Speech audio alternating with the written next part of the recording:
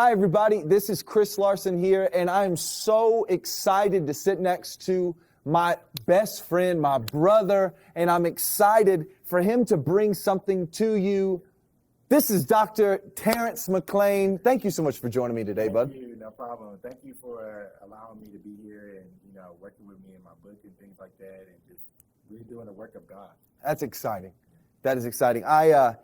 I want to start out first. I know, man, doing an interview, talking about stuff like this, there's probably a lot of people on here that don't know you. Yeah. All right. They see that you have a book, which is great, but they don't know who you are. Mm-hmm. So tell me who Dr. Terrance McClain is. Where are you from? Okay. First off, I want to say that, I'm a believer, I'm a child of God, and that's number one for me in my identity. I have many identities, but I choose to let that one be number one. Another point that I like to bring, I'm a Houstonian. I love Houston. I love everything Houston. Even if our team does not do well, I love Houston with all my heart and soul. I don't know if I ever live there again, but I will always support Houston. There's a lot of things that I love about Houston. I'm a brother. I'm an uncle. I'm a husband, which I love being a husband. I'm a cook. I can make some of the best pizza you ever made. I can testify to that. Yes. And overall, I love people. I love being genuine, and I love being authentic. And I think that whenever God really got a hold of me, being authentic was one of the main things that He spoke to me. I want to be real. I don't want to be fake in any area of my life. So if I could sum myself up in those two things, but I'm also a teacher. I'm an educator. I work at a college and university. I love working with students. I love working with males. I love working with minority males. And ultimately, I just love helping people through life and just really kind of overcome a lot of struggles and things that they go through. So that's exciting. So much is in a name. Like my name means something, your name means something. Naming is powerful. So I don't believe God brought me through is just a good coined phrase. So tell me, why did you name it God brought me through?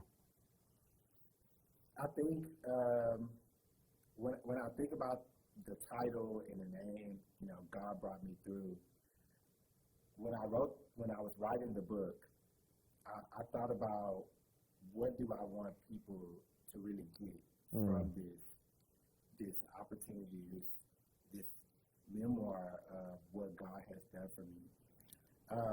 And I wanted, one, for people to see God. Yeah. I wanted people to leave away with the power and the intimacy of what God can do and who He is, and see a different side of His character. I wanted people to not get caught up in all of the gory details about, this part was just so juicy in my life, and, I want to know more about that, but I wanted people to really see God. And so ultimately, that's what I want. And then I think about just my testimony, and in the book, you'll get to see just different aspects of my life from my childhood and different traumatic experiences that I had, and moving forward. And so you'll get to really see God's hand and His presence in my life. Wow. As I go through every stage. Yeah. And so it really was that I feel personally that I would not have been able to get through a lot of the experiences that I had and that I share in my book. Wow. If God's hand of protection wasn't there. And so God brought me through it. And my mom was like, well, what about Mom brought me through it, got me through it? And I laughed, and I thought it was funny. I know she was just joking, but it was like, no, it was really God. Wow. Of course, God used my parents, God used different people, but at the end of the day, it was God. That's good. Was really there to bring me through. And so I wanted people to know that for their own lives, too, to be able to just connect and say, like, if God can do it for Terrance, this guy, simple guy from Houston, if God can do it for him, God can do it for me. And so God can also see you through your pain and your trauma and things that you go through in your life. And so that's why I chose that title, God brought me through. So one thing that I find is interesting, and what I love about it is this. I I'm a risk taker. Okay. Right. I want to go skydiving with my wife. I do want to go skydiving. Right. I want to. I want to do things that just make you feel alive. Right. Yeah. So as a pastor, I love going to areas that maybe some pastors are scared to talk about. Yeah. Right. You know me. That's my heart. I love to talk about things that are real life. Mm-hmm. Let's just be real. Okay. Talking about homosexuality is not a popular subject to talk about in church. Oh, no. And definitely not talking about in a book. Yeah. And definitely not if that book means you. Yeah. Right? Let's No. So what I want to know is this, is that when you're opening up such a raw subject, a scary subject, a real subject, that it's like almost the elephant in the room that we don't want to talk about and you're not allowed to talk about. Yeah. So since it's so ingrained in your testimony, why do you think it's important today to bring a book like this to the public? You kind of hit it right on the head. As I was writing this book, in my mind, I'm like, I want to be obedient to God. I want to be obedient to God. I want to write my story. And I wrote it. I submitted it. And then when they were like, okay, it's ready to be published, I was like, oh no. Did you get scared? I got scared. Okay. That's it. Like, wait, hold on. Wait. I'm like, and then, I get to the place where I'm like, okay, they're like, okay, your book is ready. You start releasing. I'm like, wait, hold up. Yeah. I don't think I'm ready. I'm not ready to release my life to be ripped apart, like you said. And, but again, I think about obedience and, only what you do for Christ will last. And I think about God kind of gave me some small victories here and there where I've been telling my testimony for years now, like 10, 11, 12 years now I've been telling my testimony. Wow. And God's been giving me great opportunities for ministry, to minister to people, to really speak to people that don't even deal with homosexuality. Yeah. That's not what they're struggling with in their life, but they felt that this was something that was so powerful. Again, if God brought, Terrance. Wow, I like that. He can do it for me. Like that blessed me, that encouraged me. Yeah. So I thought about all of these, and I think about, well, on my small scale, what do they say? Like, every person affects 10,000 people in their lives. I'm thinking, well, why not affect more people? Wow. Why not tell people my testimony and share exactly what he brought me through? Because some people saw me when I was living their lifestyle, and they didn't see me again until I was out of it. And they was like, wait. Oh, that's a surprise. They're like, man, this something switched. I got that. I'm confused about what's going on. Can you really kind of talk to me and walk me through this? Like, what they like. Can you walk me through, like, what happened here? What's going on? I'm happy for you, but, what's going on? So I think about, sharing my life. And I think that, and I remember as things were transpiring, and in my book I kind of talk about this, but I went through this phase where I was like, God, why did I have to go through this? Why can I be regular?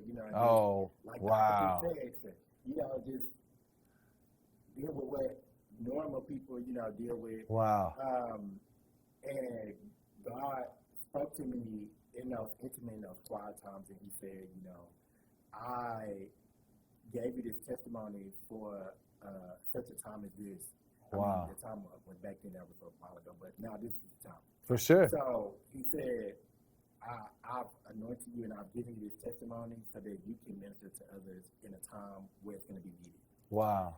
And I believe that this is the time that it's needed where, one thing that we do not talk about in the church is a couple of things, but one big thing is homosexuality. Yeah. A lot of people don't know how to address it. They don't know how to deal with it. They don't know what to say, what not to say. You don't want to be non-inclusive. You want to be inclusive. You want to show love, but you want to preach the word of God. How do I talk to this about people without people getting offended?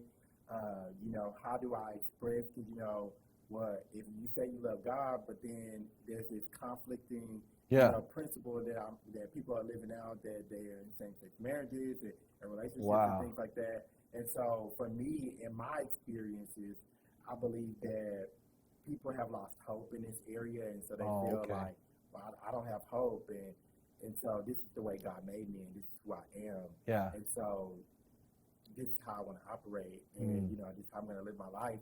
And so I really want to share my story again. You know, this is my story, but you know, I say in my book, you know, if you want that freedom and that deliverance, you know, God has it there for you. Wow. It is available to you. So at the end of the day, it is your choice. You know what you choose to believe. Yeah. And that's between you and God. But I do want you to know that there is hope and that there's a possibility and an opportunity for you to live a different life, and the life that I believe and I know from what Scripture said that God, you know, that this is the life that He promised me. This is the life that He wanted for me. Wow. This is His perfect will. You know, this is not His permissive will. You know, this is not what God has permitted me to do. You know, this is what God said. When He formed me and shaped me in the womb, this is what I want you to do. This is where I want you to go. This is what I want you to have, and I want you to receive the fullness. I don't want you to receive the crumbs from the master's table. Come Because He on. made me better than the master. Come on. Thank you. I just get excited when I think about that, because I think about the fullness, and I think about, you know, some things I said in my book about as a child. I was like, I want to be a husband. I want to have kids. I want to have that life. But then I got into this place where, like, now I'm living a homosexual life, and I'm like, well, I guess it's not for me anymore. And as much as my heart throbbed and longed for it, you know, conditions and situations said otherwise, and, you know, it said against and spoke against what God had promised me. And now I get to live in that fullness, and I get to be happy, I get to be free, and I get to have 100% peace with God. I want to have God's peace. I don't want to have pseudo peace. I want God's peace. That is so big, because what happens is there's a big difference between total peace with God and just partly peace and then me filling in the blank. Yeah. Well, you know, I know God's not like this, but I mean, at least I think no. Total peace. Total peace. Because I've had the pleasure of getting to walk with you for a few years now. I've gotten to see your marriage. I was at your wedding. I've got to see you worship together. I've got to see you pray together. I've got to see you serve together. And I'm like, man, I get to see what Jesus looks like when I get to see you walk.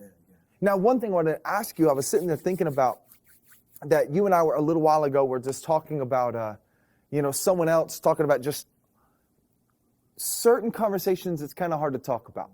And this conversation, I love the fact you're opening it up to where maybe conversations are going to happen between people that they see it different, that they're afraid to talk about it. Maybe a pastor will be like, I know I need to talk about it, but I don't know how. Well, now we're going to be able to see how we can have these conversations. And let me ask questions even if I'm wrong. Let me say some things even if it's not politically correct, but that you can be like, give me grace, and be able to teach me, and and we can walk together. How can two walk together unless they agree? We don't have to have the same opinion, but where we're going is the important part. You know, I talk to a lot of people. There's a lot of conversation I have, and even myself, that so many people say, man, I want to write a book, right? And everybody talks about it. It's like, it's on their bucket list. They want to write a book, but very, very few actually do it. And I think it's a daunting task. It is a almost like climbing a mountain. You know, it's like, man, I'd love to do it, but no, I don't know. But you've done it. So let me ask you this. What made you want to write a book? I think that's a really interesting question. And when I think about writing a book, you know, it's really funny that as I've now kind of wrote this book, and now people are reaching out to me and kind of asking me that question, how did you write this book, and how do you have the motivation? I think, you know, several factors kind of play into it. One, I think that God kind of just positioned me and set me up in the right place. You know, I finished my PhD, and I'm in that academic world that's still kind of conditioned to write. I remember when I started my graduate school, I started writing, and my professor, she said, you know, you're a really good writer. And I was like, what, me? You know, I'm not a writer. I don't, you know, write, but, you know, I think I just write from the heart again. I like to be authentic. So I write from the heart. I write my passion. And she's like, you're a really good writer. And I think from there, that kind of like sparked me like, okay, maybe I can write, you know. And if I can't always speak, I can write with my words, because, you know, my words that are on black and white, that's on paper, that will always stay. And so I'm just thinking about that. But then I think about you know, when we're in this time and where, you know, I don't want other people to tell my story. I want to be the one to tell my story from the way that, from my perspective, because, you know, perspectives change depending on who's telling the story. That's so true. You know, if we saw the same, you know, experience, your version is going to be different from my version. You know, like if you ask me and my wife, you know, how we met, her version is very short and mine is very long, detailed, and thorough. So I wanted to tell my own story about what God has done for me, and so that people can really see it. But really, the biggest portion that I would say of why I wrote a book is because God told me to write this book. Oh, wow. I went to a men's conference, and they had the book company president at the retreat, and so I thought to myself, like, okay, you know, do I want to write a book? Maybe I should write a book about my life because, you know, my life has been pretty crazy, and I've overcome a lot of things that are very controversial and that people don't always have hope, and so I'm in that space and that place to be able to do that. And so God kind of was like, maybe you should write this book, and I'm like, okay, you know, I thought about it, but then I was like, you know, like most people, like, yeah, I want to write a book, but I don't think I'm actually do it because I just don't want to take the time to do it. Gotcha. Well, fast forward a couple of months later, it was just like this burning desire in me that was like, you need to write this book, you know. Wow. And I thought about the book, and I was like, okay, yeah, maybe I need to write this book, but I kept trying to shake it off. And it was like, no, write this book. But then I think at the end of the day, God was like, you know, somebody needs to hear this. You know, somebody needs to hear your testimony. Like, I did not give you this testimony for you to just sit on it and say, oh, wow. I'm going to just have my testimony and just, you know, praise God for that. But it's like, you know, we're called to go out into the world. That's good. This is what God gave me, and I don't want to be ashamed of it. I don't want to hide it. I don't want to shy away from it, but I need to tell my story. And it's my story. Nobody can tell me that my story is wrong. You know, this is my story, and this is what God did for me. And so as he just kind of impressed that on my heart, like, somebody needs your story, somebody needs your story. I was like, you know what, God, if you make the way, if you give me the plan and the direction, I'm going to see it through. That's and good. I'm going to get through it. So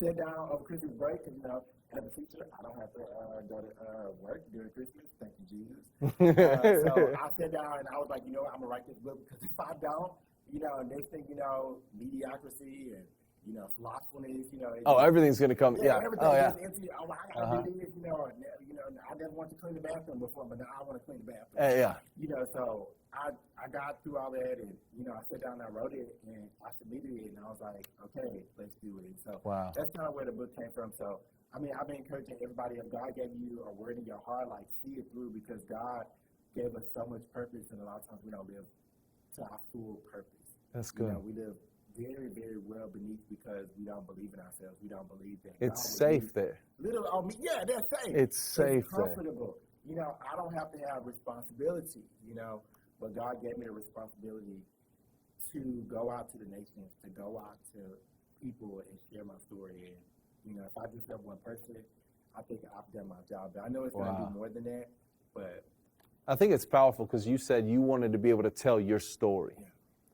And that's so huge. And what's amazing, and this is the gutsy part about it that I respect so much, is you said, I want to be able to tell my story, but the moment you put it out, everyone gets to rip it apart, tear it apart, be inspired, hate it, love it. And that's the scary part about writing a book, putting yourself out there. But if you don't do it, no one will ever know. I want to dive into the book a little bit if we could. Okay, yeah. Now, as somebody that's worked youth group for 12 years, youth ministry, young years are so important. So important. In your book and in kind of your story, how important were your young years when it came to the very subject that this book tackles? Yeah, and so when my young years are very critical, and so you'll notice that in my book that it's kind of divided up into my childhood and my adolescent years and, you know, my college years, my adulthood. But I believe that I have this specific quote in my book, and I say that the enemy attacks us and comes for our destiny way before we realize that that's what he's doing. You know, like, he starts young. He don't wait till you're a full-fledged adult. Yeah. He starts young, and he begins to attack, and he begins to do whatever he can do. Yeah. And depending on your influence and your environment and things like that, you know, he's able to infiltrate those. And so that's why as a parent, you have to be very careful about what you let into your house, what you let into your children, you know, what you let them see, et cetera, et cetera. But when I think about my childhood, it was, for me, that was the period where the enemy tried to steal my voice. Oh, wow. He tried to destroy me. And when I really, like, think it, just step back and be like, you know, wait, this could have took me out, you know? And it may not have, like, necessarily killed me physically, but it killed me spiritually. Oh, come on now. Kingdom, because I wasn't supposed to be a giant in the kingdom. No. He was trying to slay me before we get there. You know, you see different shows and movies where it's like, oh, no, a king is born. Like, we're going to try to kill him because, you know, he's the one with the ultimate power, so we have to kill him. I've been watching the Avatar, you know. Oh, okay. I got you. Yeah, I respect that. I respect that. Avatar, they were trying to kill him because obviously, you know, he could master all the elements. Now, this is funny because I'm just using for example. But he had to master all the elements, so they wanted to try to get a hold of him and try to kill him because they knew what he was going to be, so that he couldn't even grow up to be the great person that would keep balance and peace. Now, as I, you know, kind of frame this into where I am, you know, God, the enemy didn't want me to step and walk into my destiny as somebody who will be brave and bold to speak out and talk about homosexuality and coming out of a homosexual lifestyle, and somebody being a part of the LGBTQ IA plus community. You know, he didn't want that, so he tried to kill me before I even got there. And so I think about, you know, in the book, you'll see a lot of the things that I went through and things like that. But ultimately, it's the enemy, you know, trying to wipe me out, trying to take me out in any way, destroying my character, destroying my identity, really stealing my voice so that I cannot walk in the true calling that God has for me, that I will always be damaged, that I will always be have a blemish, so to speak. But it's really, they were really, really important. And, you know, thankfully, God brought me through. You know, that he brought me through, even through all of the trauma, even through all of the pain, all the scars, you know, God still blessed me. He still was able to snatch me out. And I really loved it. You know, it reminds me of the age-old example of you see an elephant with a chain around its ankle. It makes no sense because that elephant has enough strength to break 1,000 of those chains. But you don't know that elephant's had that chain on its ankle since it was a baby. And as a child, I couldn't break that, right? And and I think is important as well is to where alcoholics will come into a church and will say, we understand the fight. You know, it's a fight, you know. And then we have sympathy towards the fight. We're not saying the fights, we're not saying what you're doing is good, but we see that the fight is hard, right? Like for so long, I dealt with lust and pornography and I was addicted to it, right? And people come in the church and say, oh man, I hate that. You know, I get that. But when it comes to homosexuality, just get over it. Wait, hold up. You know, it's like, okay, they don't understand it. It's a fight. They don't understand that it's a daily decision. They don't understand that it's not that just God brought you through. God is still bringing you through. And keeping you. And so when I look at this, I think it's very important because it's easy, you and I talked about this the other day, to have this conversation, but safe enough distance to where I don't want to have the conversation with maybe someone that struggles with homosexuality because can we just go there? We're just going to go there. Well, I have a friend, let's say I have a friend that struggles with it, but I don't want to go talk to him about it at lunch because guess what everybody's going to think? But if we're going to go there, right? And what we're doing is you're knocking down the wall of stop being scared to be a hand of Christ. Stop being scared and go and do this so that we can bring freedom to those people. And what they're doing is they're seeing that it's a lot deeper, that there's stories behind it, there's tears behind it, there's rejoices behind it. So let me ask you something real fast that goes into this. How is this correlated into your marriage now? Right? So you have an amazing wife. Tell me how that, come on now. He that finds a wife finds a good thing. Tell me how this is correlated. How important has she been through your walk through this? I think,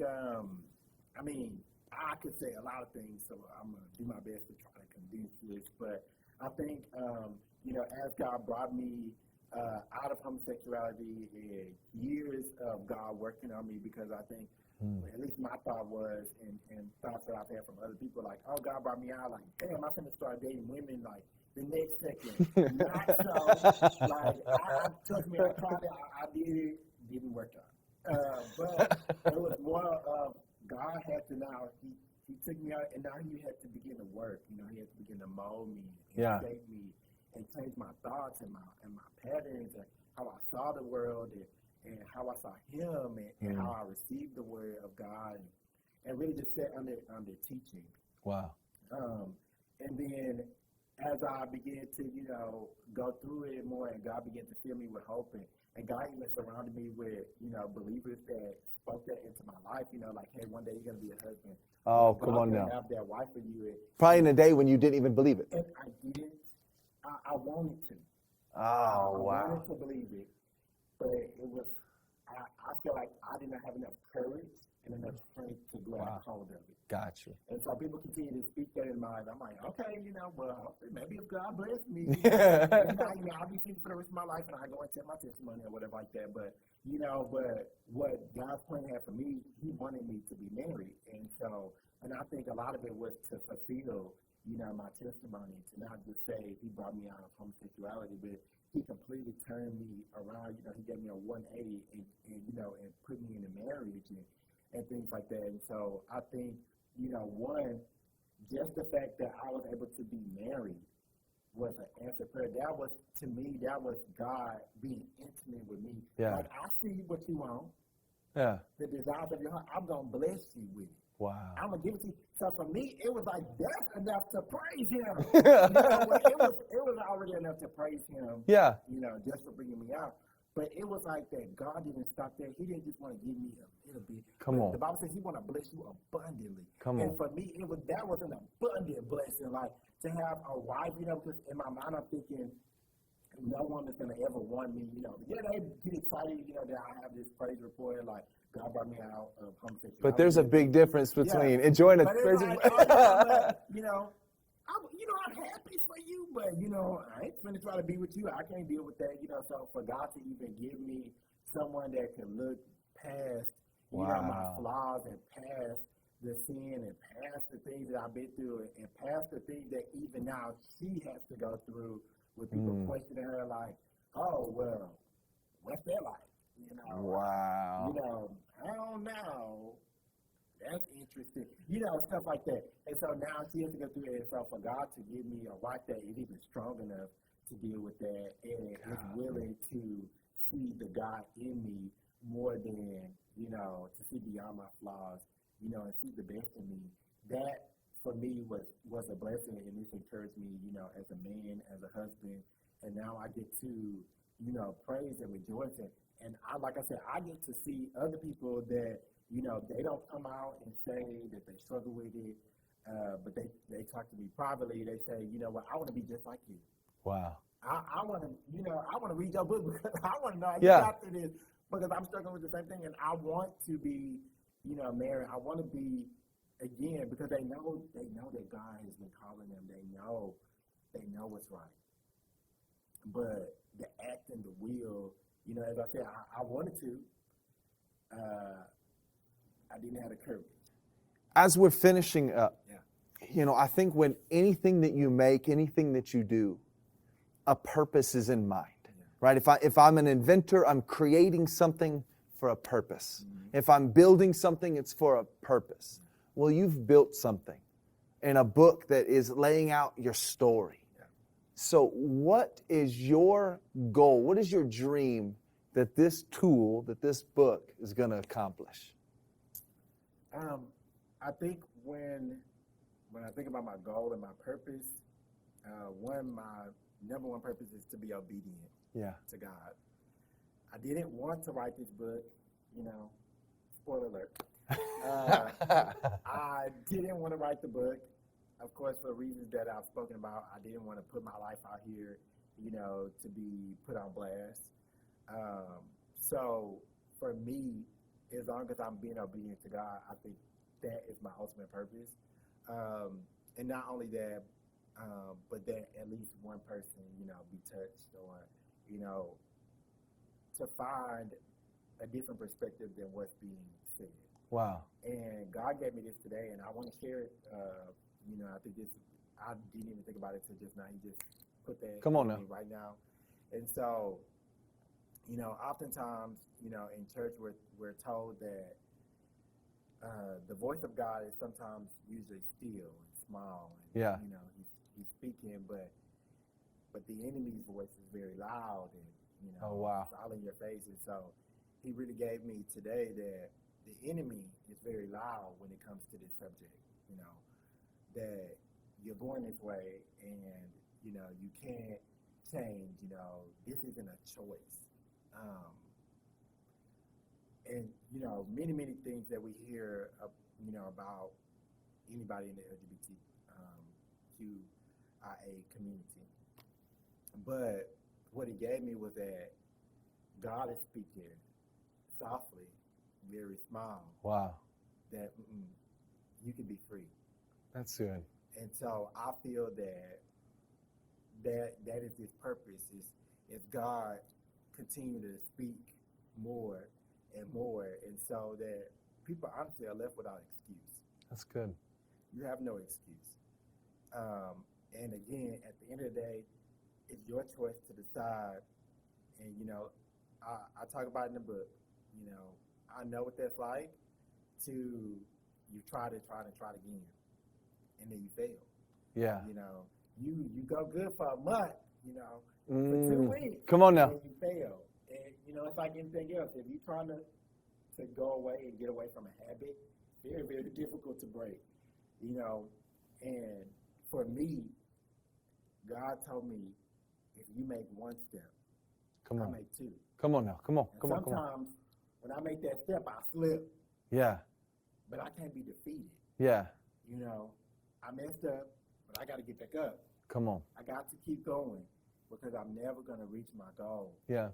if I always get upset about every little, thing. I mean, I could compare many examples, like I didn't make a lot of A's in college.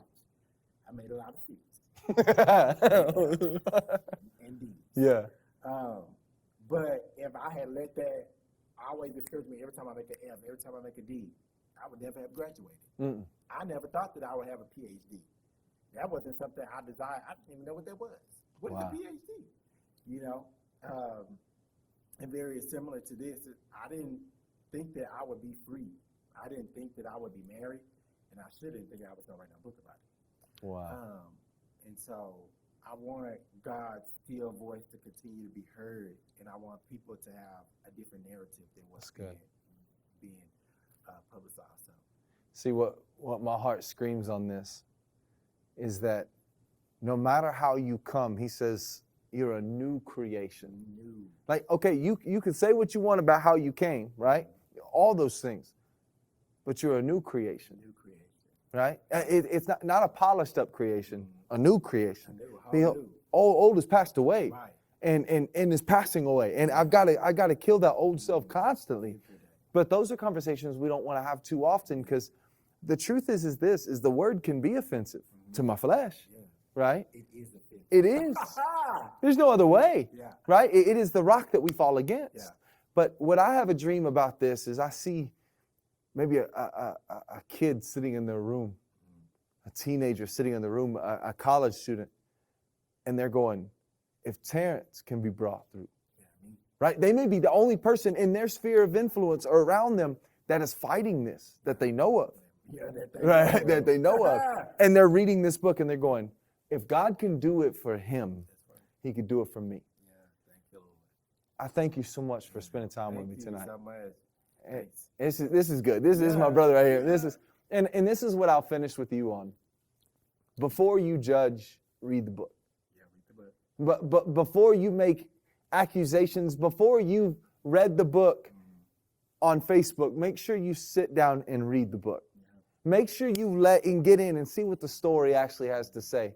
Because I don't believe God would have given the word to him for it to just sit on a coffee table. I believe there's a purpose behind it. I think there's a purpose behind it that is more powerful than you would dream. So I dare you to pick this book up. I challenge you to not just get one, but get another one to give to somebody else, because that's the dream of what's going to come from it. Because I think there's some other people that need to find out that God wants to bring them through. Yeah, he does. Thank you so much, Terrance. We love you guys. We appreciate you. Thank you. See you next time.